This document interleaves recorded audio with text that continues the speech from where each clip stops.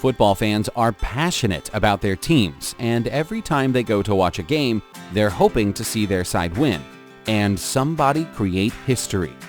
There are many amazing records that have been set within the game of football, and some of them are so incredible that they'll never be beaten.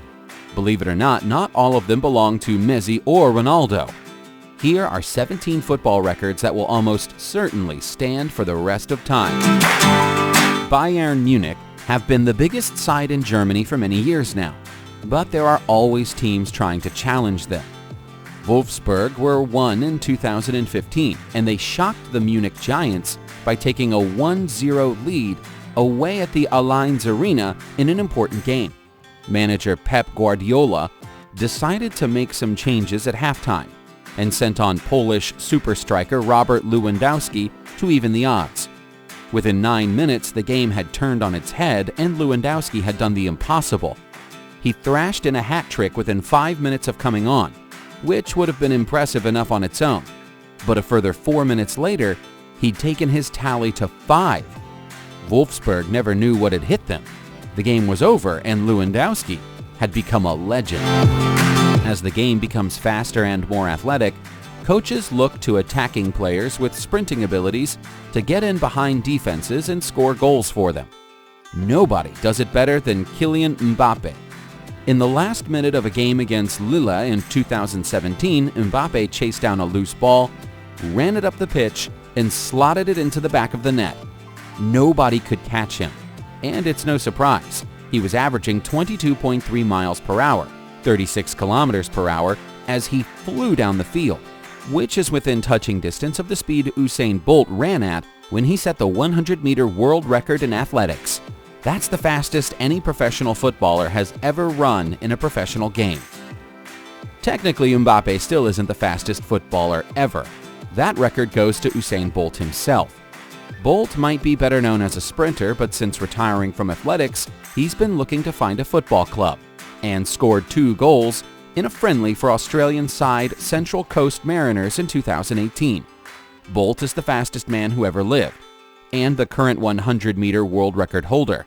His peak speed in a sprint has been recorded at 27.34 miles per hour, 44.72 kilometers per hour.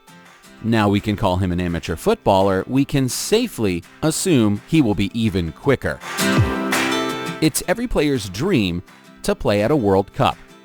Germany's Miroslav Klose has lived that dream 4 times, playing in every tournament from 2002 to 2014. He spent his time well, setting an all-time scoring record of 16 goals at the World Cup finals.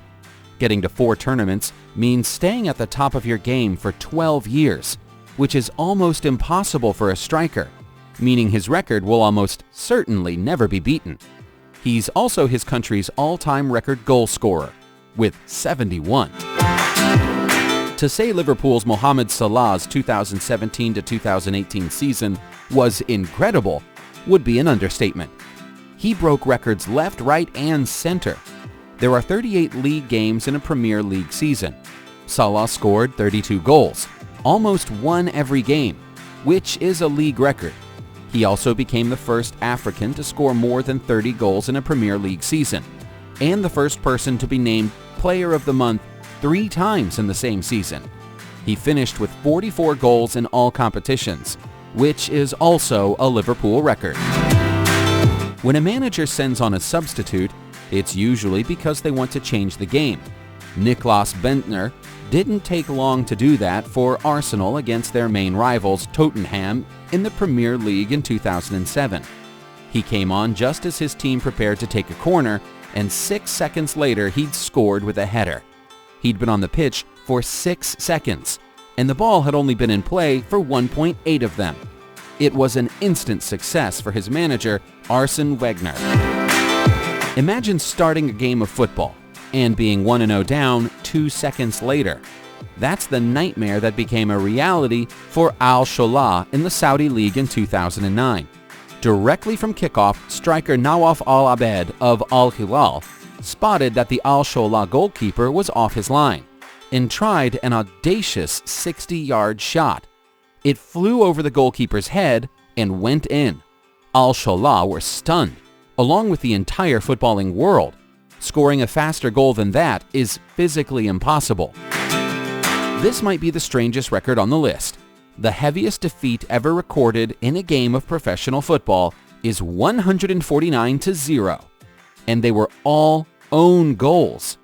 It happened in Madagascar in 2002 when Stade Olympique d'Irmine deliberately scored the own goals against AS Adema as a protest about what they saw as biased refereeing against them in a previous game. The heaviest defeat in a normal, fairly contested game took place in Scotland in 1885, when Arbroath beat Bon Accord 36-0. We said not all of these records belong to Messi or Ronaldo, but we never said they wouldn't turn up at all. Lionel Messi might be the greatest footballer of all time, and his record for goals scored in one calendar year will surely stand forever. In the year 2012, from January to December, Messi found the back of the net 91 times. He was unstoppable then, and he still is now.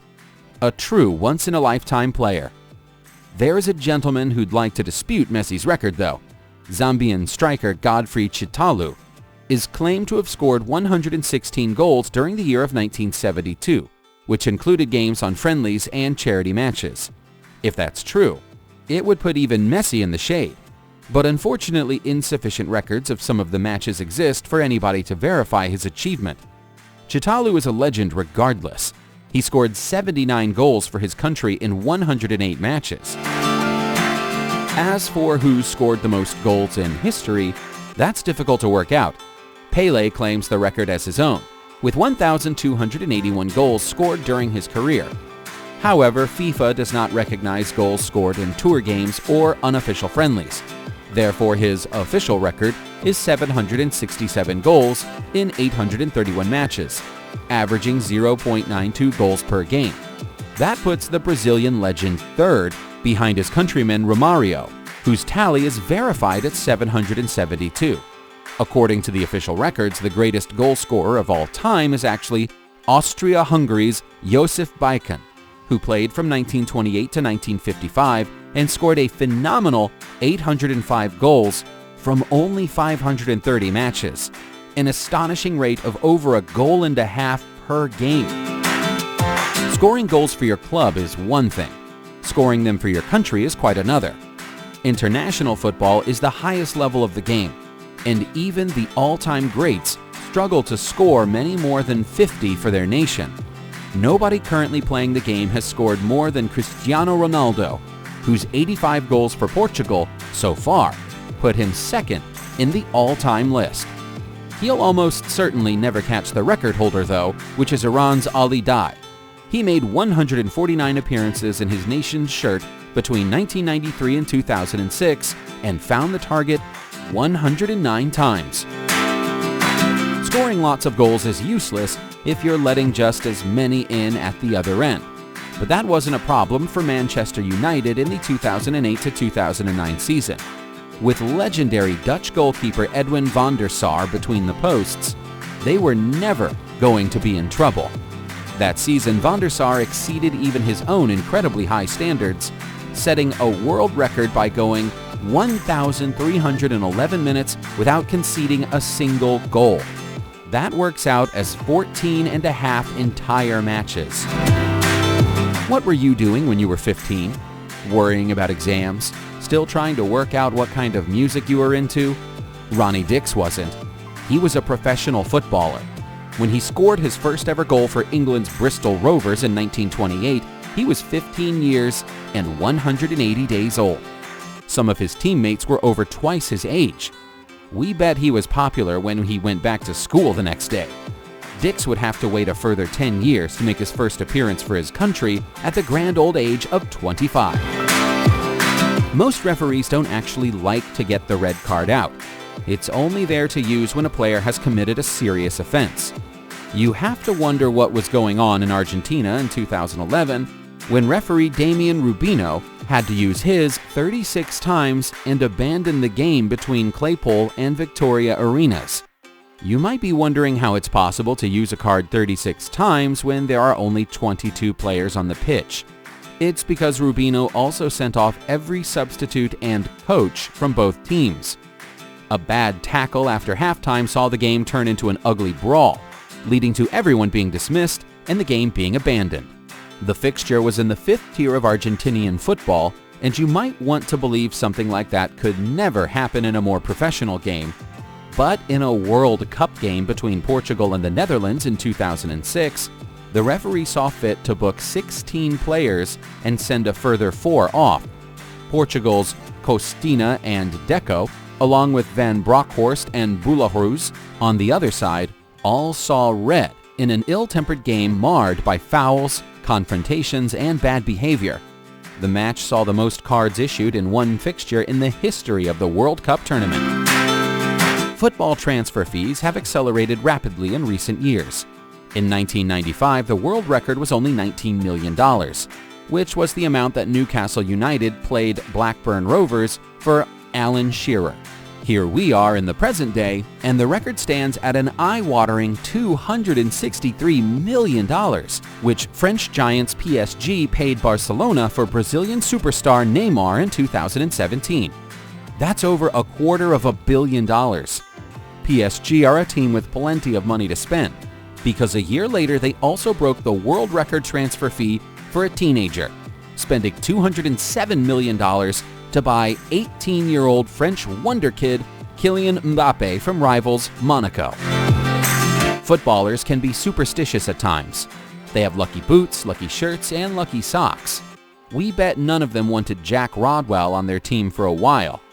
The English midfielder is the unfortunate owner of the longest recorded losing streak in football history, ending up on the defeated side for 39 consecutive league games in which he'd started the match, over a period covering 3 years and 9 months. He occasionally won in cup games or as a substitute, but if Rodwell was in the first 11, his team was doomed. His miserable run finally came to an end playing for Sunderland against Crystal Palace in 2017, which his side won 4-0.